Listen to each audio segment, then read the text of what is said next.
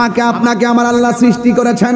আল্লাহ রাব্বুল আলামিন কুরআনের মধ্যে বলে দিয়েছেন, মিনহা খালাকনাকুম ওয়া ফিহা নুঈদুকুম ওয়া মিনহা নুখরিজুকুম তারাতান উখরা। আল্লাহ রাব্বুল আলামিন বলেন, এই মাটি থেকে তোমাকে সৃজন করা হয়েছে, এই মাটিতেই তোমাকে দাফন করা হবে, এই মাটি থেকে তোমাকে এমন একটা ময়দানে উঠতে হবে, ওই ময়দানের নাম হলো হাসরের ময়দান। চিৎকার মেরে কি আল্লাহু আকবার বলা যাবে না?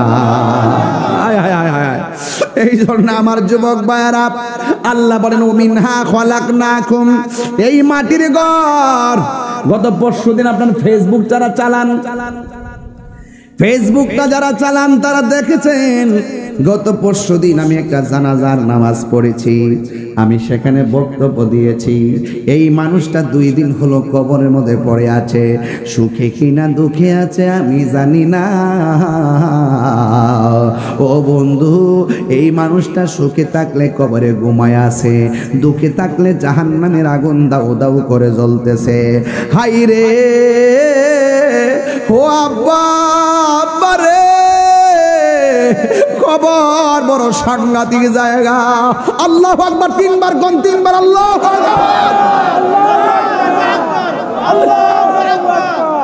আল্লাহর রহমত ছাড়া কোনো উপায় আসেনি রে বাবা, আল্লাহর রহমত ছাড়া কোনো উপায় নাই।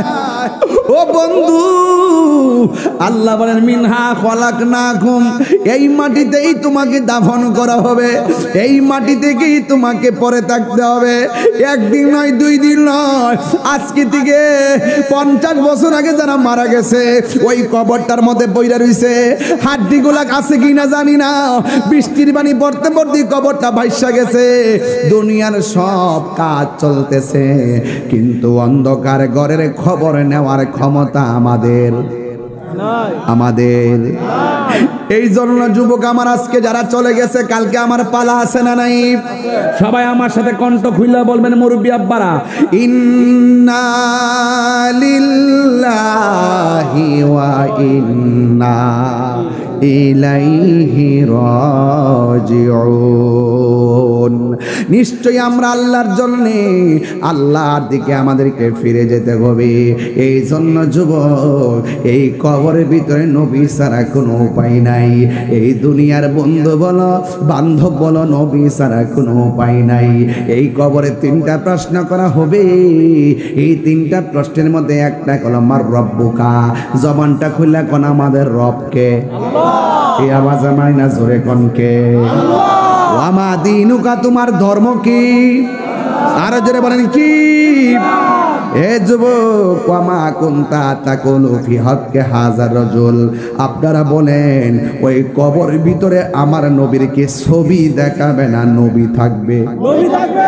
নবীর কি ছবি দেখাবো না বাস্তবে দেখাইব? এই বিশ্বাস আপনারা আসেনি? এই হাত তুলে কোন আছে কিনা বলেন না কেন? আল্লাহু আকবার বলেন না কেন? তাইলে কবরে গিয়ে শান্তি পাইতে গেলে দুনিয়ায় থাকা অবস্থায় নামাজের দরকার আছে না নাই? কবরে শান্তি পাইতে গেলে দুনিয়ায় থাকা অবস্থায় রোজার দরকার আছে না নাই? কবরে শান্তি পাইতে গেলে দুনিয়া থাইকা মা বাবার খেদমত দরকার আছে না নাই? কবরে শান্তি পাইতে গেলে দুনিয়ার মধ্যে থাইকা ভালো কাজের দরকার আছে না নাই? এই জন্য আমার যুবক ভাইরা, মরার পরে দেখেন কেউ আপনার আপন হবে না।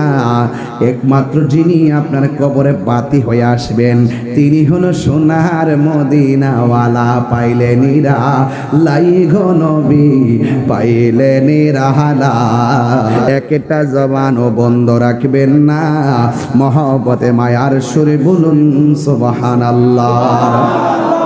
আমাদের আসল ঘরের নাম কি বিল্ডিং না কবর? হায় হায় হায় হায় হায় হায়, এই কবর আসল জায়গা।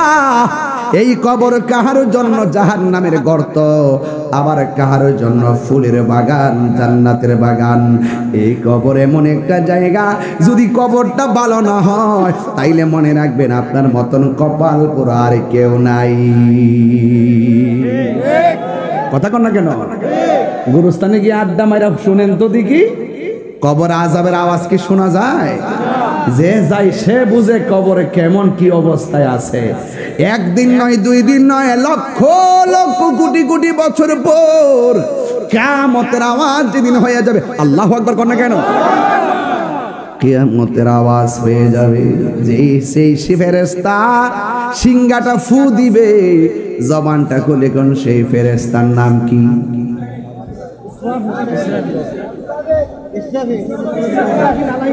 সবাই কর না, সবাই কর না। সিংহা ফু দিব কেডা? আরো জোরে কর। রুহুটা কাইরা নিব কেডা? ওরে বাপ রে, কি একটা খেলা আল্লাহ জুড়াইছে। সিংহাটা ফু দিলে কি হইব জানেননি বন্ধুরে? হালকা একটা ভূমিকম্প আসলে মানুষ লাফায় লাফায় ঘর থেকে বাইরে যায়।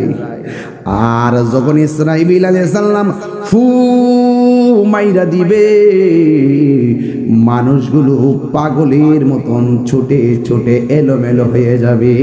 পূর্ব দিকের সূর্য পশ্চিম দিকে উঠবে, অযুবকের দল আসমানের যে তারকাগুলা খুলে খুলে পড়ে যাবে, নদীর মধ্যে সুনামি উঠবে, আবার আকাশের মধ্যে পাহাড়গুলা তুলার মতন উড়ে যাবে। এই তুলার মতো উড়ে যাবে, বড় বড় পাহাড়গুলা তুলার মতো উড়ে যাবে। তখন জমিনটা নাচানাচি শুরু করে দিবে। তখন মানুষ বলবে, ওয়াকালাল ইনসানু মালাহা, কি হইল? আসমানটা কেন ভাঙতেছে? জমিনটা কেন নাচতেছে? পাহাড়গুলা কেন উঠতেছে? আমার নবী আপনার নবী বলেন, ওই দিন কেমন কাঁপাকাঁপি হইব জাননি? সেই দিন কোন মহিলার পেটের মধ্যে 7 মাসের বাচ্চা থাকবো, কাঁপাকাঁপির কারণে 7 মাসের বাচ্চা ডেলিভারি হইয়া মাটিতে পড়ে যাবে। 3 মাসের বাচ্চা কাঁপাকাঁপির কারণে ডেলিভারি হইয়া জমিনে পড়ে যাবে। নিচ দিয়া রক্ত ঝরব, আর মানুষ কইব, ওয়াকালাল ইনসানু মালাহা, কি হইল কি হইল? ইযা সামাউ ফাতারাত, আসমানটা ছিদ্র হইয়া গেল কেন? জমিনটা কাঁপে কেন? পাহাড়গুলা তুলার মতো উড়ে কেন?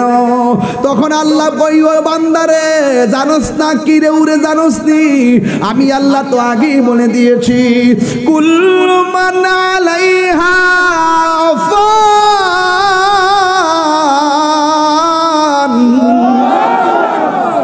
তুই কি জানোস না সব আমি আল্লাহ লন্ড বন্ড করে দিমু।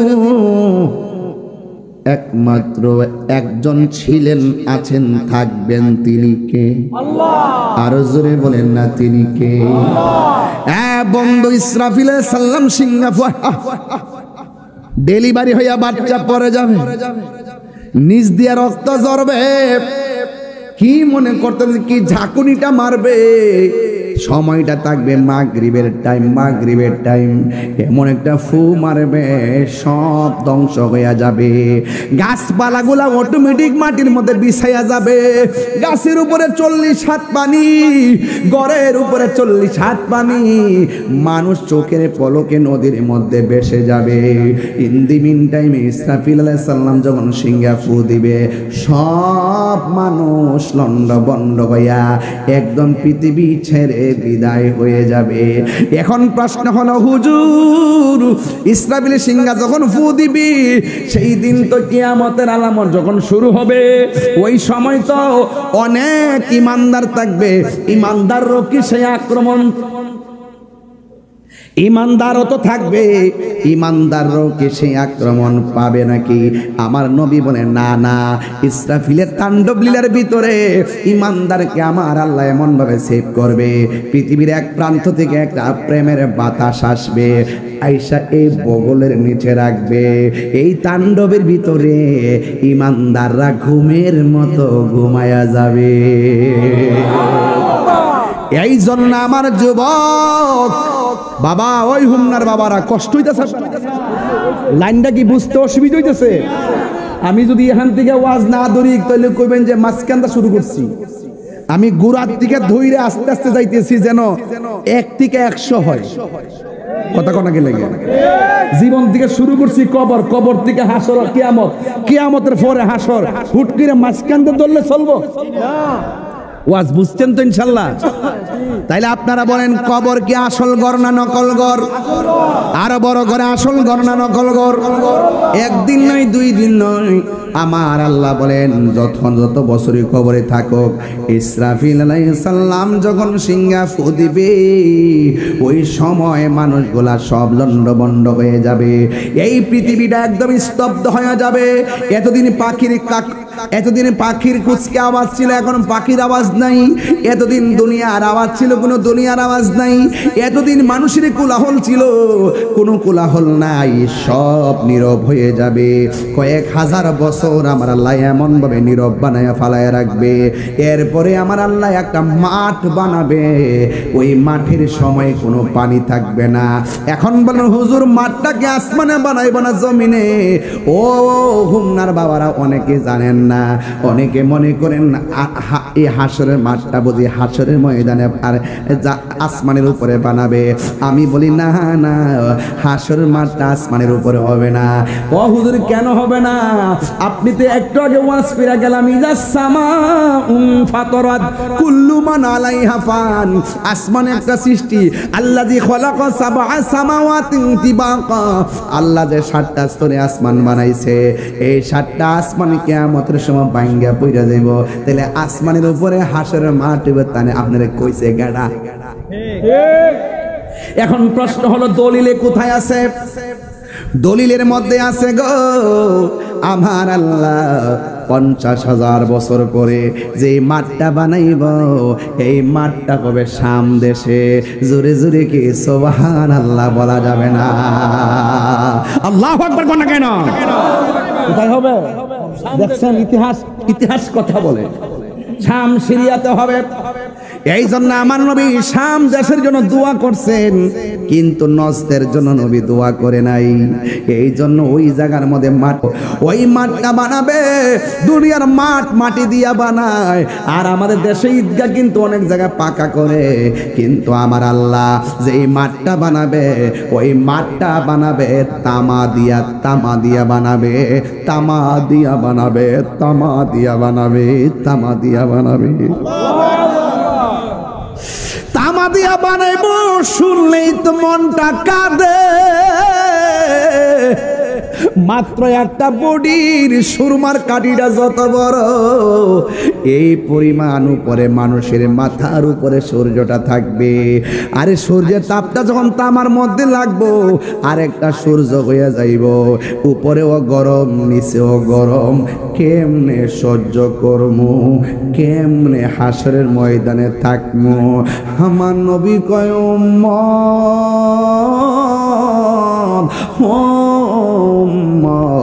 হাসরের ময়দানে মানুষ উলঙ্গ অবস্থায় হাসরের ময়দানে দিকে দৌড় দিবে। এখন বলবেন হুজুর, কবর দিকে মানুষ উলঙ্গ অবস্থায় উঠবে? অনেক মানুষ তো পানির মধ্যে মারা গেছে, লাশটা তো খুঁজাও পাওয়া যায় নাই। মাছে খাইছে, পোকায় খাইছে, সে কিভাবে আসবে? ভাই আগুনে যাদেরকে পুরাইছে, আগুন থেকে উলঙ্গ অবস্থায় আসবে। পানির মধ্যে যারা ডুইবা মরছে, পানি থেকে উলঙ্গ অবস্থা উইটা আসবে। কবরে যারা দাফন হয়েছে, কবর দিকে তারা উইটা আসবে। এখন বলেন হুজুর, আগুন দিয়া পুরাইছে, সব পানি হইয়া গেছে, আবার কেমনে বাইরিব? ও বাবা, কেমনে বাইরিব? কেমনে কইলা? তুমিও তো তোমার ছিলা না, তোমার এক ফোঁটা পানি দিয়া বানাইছে কে? শরীফে একটা জিনিস দেখা বড় ভালো লাগছে, একটা জিনিস দেখা বড় ভালো লাগছে গো। কোনটা জানেননি? কয় যে এই মাঠে সবাই যাবে উলঙ্গ অবস্থায়, কিন্তু আমার নবী সর্বপ্রথম সেই মাঠে যাবে জান্নাতের পোশাক পরিয়া।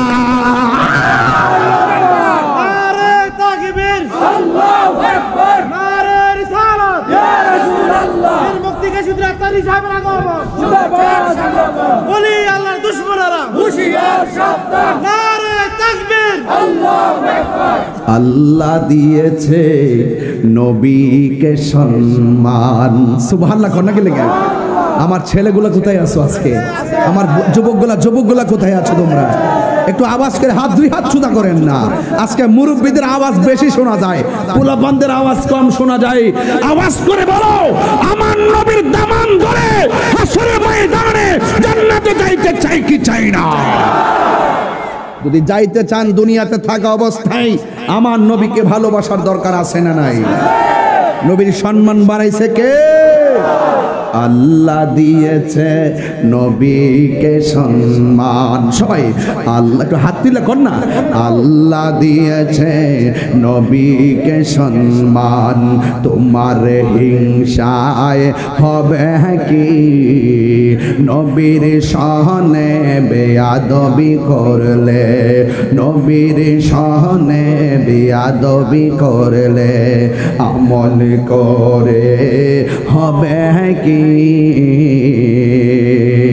কোরআন হাদিসে খুলে দেখো, নবীর উপরে কেহ নাই, নবীর কণ্ঠের চেয়ে কণ্ঠ যদি কারো বেড়ে যায়, সব আমল বরবাদ হইবে তোমার। আমল করে হবে কি? আসল কথা কইতাম নি, আর সবাই মিল্লা কনি। হাসরের ময়দানে কোন নবী কথা বলতে পারবে না। এই 50 মিনিট পরে আমার বিষয়ের মধ্যে আইছি। এই এত জাকির তুলে ফাকনা ফুলা এমন বিষয় দিছে যে ফাহে দিয়া কাইটটা জামুকা এই রাস্তা নাই। এই জন্য একেতে শুরু করছি। সংখ্যা কত? 100। সংখ্যা কত? বেলা বাজাই যাইতেইব, ফাঁকি ফুকি দিয়ে কাট করলে যারা অভিজ্ঞ এরা দৈরালা। কথা কন ঠিক কিনা? হাসরের ময়দানে কোন নবী কথা বলতে পারবে না, মোর নবী কথা বলিবেন, মোর নবী কথা বলিবেন। বুখারী শরীফে খুইলা দেখো না, আল্লাহ দিয়েছে নবীকে সম্মান, আল্লাহ দিয়েছে নবীকে সম্মান, তোমার হিংসা হবে কি? জোরে জোরে কে সুবহানাল্লাহ বলা যাবে না? হাই রে আমার নবীর কাপড় মুবারকটা কি নিউ মার্কেটের? কথা বলো না, সুপার মার্কেটে। জান্নাত থেকে জামাটা দিছে নবীরে কে? আমার নবী হাসরের ময়দানটা অবজার্ভ করবে, অবজারভেশন। সুবহানাল্লাহ। আমার নবী গাট গুলা দেখবে। আগে কইছি গাটে গাটে নাও লাগাইয়া মুর্শিদ বজন লইও। আল্লাহু আকবার। কথা কেন? এক বেটা কই নবী বলে সুপারিশ করতে পারতো না। বেটা তোর সাফার দাঁত পালাই দেবো।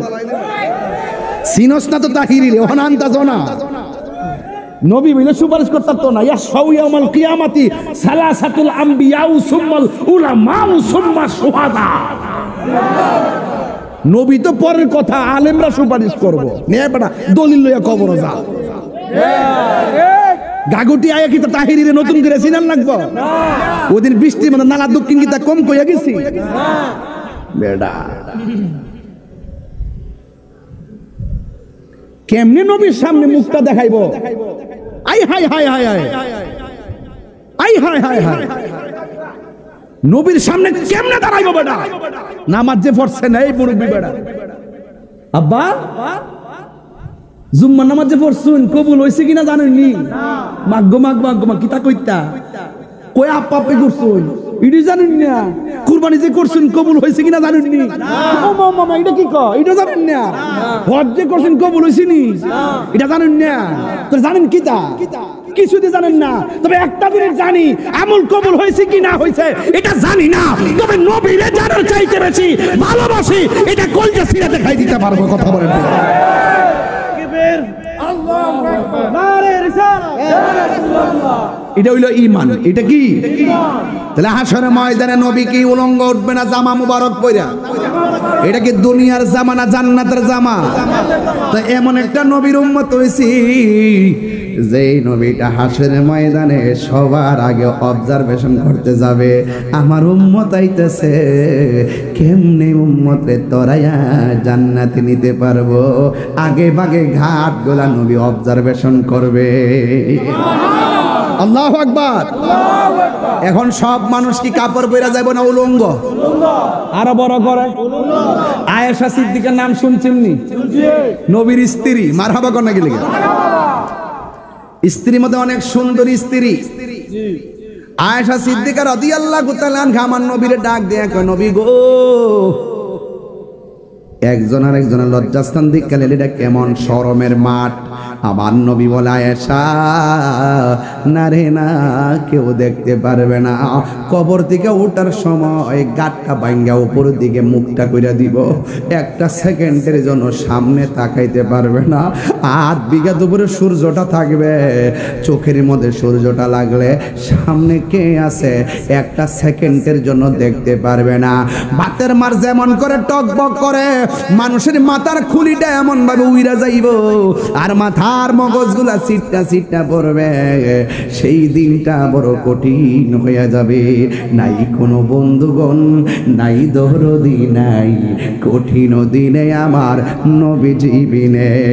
রোজ হাসর কঠিন দিনে রাব্বুল আলামিন ওয়াহিদুল কাহার বলিয়া সাজিবেন হাকিম, থাকিবে না দয়া মায়া স্নেহ মমতা, কেউ হবে না কারো জন্য যাবি নদাতা।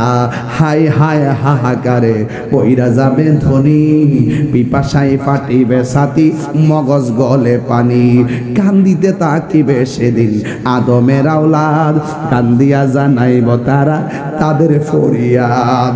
সবাই ডাক দিয়া বলবে, আদম আপনি তো আমাদের আদি পিতা, আপনি আমাদেরকে একটু সুপারিশ করুন না। আদম নবী বলবে, ও নবীর উম্মত, আল্লাহ আমারে কইছিল, ইয়া আদম আসকুন আনতা ওয়া যাওজুকাল জান্নাহ, ও আদম তুমি এবং তোমার বউ এই জান্নাতের মধ্যে বসবাস করো, তোমরা যা মন চাতা খাইবা, খবরদার ওয়ালা তাকরাবা হাযিহি শাজারা, এই গাছের ধারে কাছে যায়ও না। এত আজীবন শুনছেন, গন্ধম ফলটা যে কি জিনিস সেটাই তো বুঝেন না, শুধুমাত্র মুড়ি দইয়া বইয়া রইছেন, মাঝে মাঝে এইগুলা বাইর কইরা যাইনেন, জানলে ইবাদতে বড় মজা পাইবেন। জ্বালা জোরাহিনা, জ্বালা জোরাহিনা রে, সুরের কে সুরি কর, গিরস রে কয় সজাগ তাক, দেখছেন খেলাটা কি রে বাবা। আল্লাহ ডাক দিয়া কয়, ও আদম সব খাইবা, রগদান হাইসু শিতুমা, যা মন চাই তা খাইবা, খবরদার ওয়ালা তাকরাবা হাযিহি শাজারা, এই গাছের কাছেও যায়ও না। ইন দি মিন টাইমে হাওয়া এবং আদম দুইজন গাছের কাছে গেছে। হারে আদম যখন মুখের মধ্যে ফল দিছে, এবার আর হাওয়া যখন ফল দিছে, আদম নবী দেখতেছে হাওয়ার জামাটা ঠাস কইরা পইরা গেছে, জান্নাতের জামা পইরা গেছে। এই অবস্থা দেখে আদম নবী গলার মধ্যে ধরছে, এইভাবে ধরছে, হাওয়ার জামা পইরা গেছে। এবার গলার যখন ধরছে অবস্থা দেখা, এবার ওই দেখেন পুরুষের গলার মধ্যে কণ্ঠনালী আছে, আর মা হাওয়া ডাইরেক্ট গিল্লা লাইছিল, এই জন্য মা হাওয়ার কণ্ঠনালী নাই। মা হাওয়ার মাইয়া যারা এখনো গাগটি আছে, হেরারও কণ্ঠনালী নাই। এই জন্য বউর কাছে সব কথা বলা যাবে, দন্তার নয় কার না।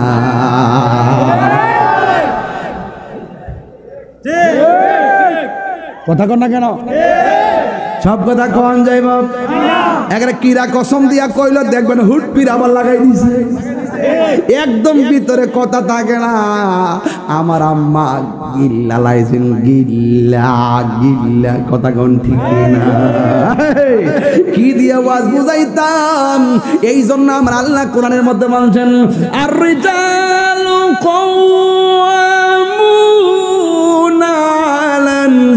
নিসা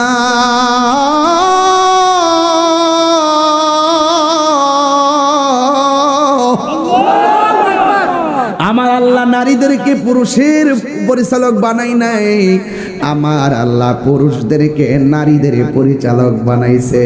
কারণ পুরুষ কথা ধইরা রাখতে পারবো, নারী কথা ধইরা রাখতে পারবে না। কথা বলেন না ঠিক কিনা? বাবা জান ওয়াজ বুঝেননি আমার? আমি একদম খাস বাংলা ওয়াজ করতেছি। খাস বাংলা বুঝেননি? একদম ছোট বাচ্চাও যেন আমার ওয়াজটা বুঝে। এই জন্য আর 10-15 মিনিট সময় দিতে পারবেন না আমার ইনশাল্লাহ। 12টা মনে 11:30 তো বাজে গেছে গা, আরো একটু সময় ধরেন। এক বেটা কর সারা রাত চলে, বেটাকে আন্দাজ হই নাই।